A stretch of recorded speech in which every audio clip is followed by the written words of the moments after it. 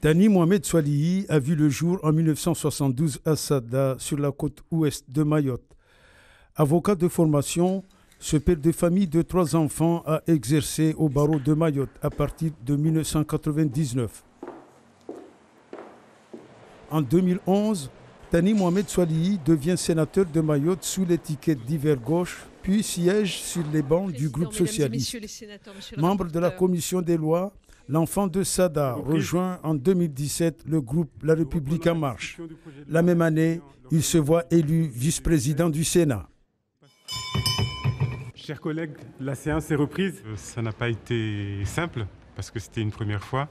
Un petit peu de trac au départ. Je trouve que c'est une belle reconnaissance et qu'il le mérite.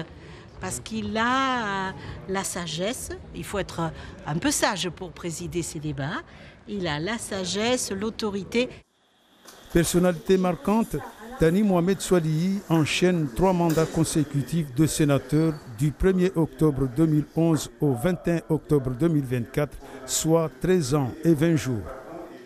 Parmi les grands dossiers qu'il a défendus pour Mayotte, le foncier et le droit du sol. Dès que j'ai été élu au Sénat, j'ai mis tout en œuvre pour, avec mes collègues, trouver des solutions nouvelles, créées juste pour Mayotte et l'outre-mer, pour sortir les gens des difficultés foncières, que ce soit des difficultés d'indivision, que ce soit des difficultés de la zone des pas géométriques.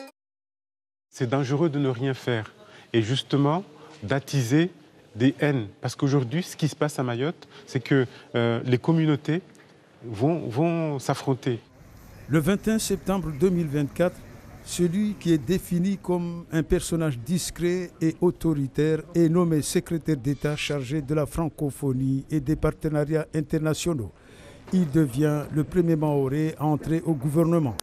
Lorsque la représentante des États-Unis a parlé de l'action au sein de pays comme le Malawi, comme la Tanzanie, mais j'ai repris la parole immédiatement après pour lui dire, mais dans cette zone, il y a Mayotte, servons-nous de ces territoires qui sont pleinement intégrés dans l'Europe. Et voilà, c'est une illustration presque en direct de ce que, effectivement, ce côté ultramarin, ce côté mahorais peut servir les intérêts du G7. Son fauteuil de sénateur est occupé depuis par sa suppléante Salama Ramia.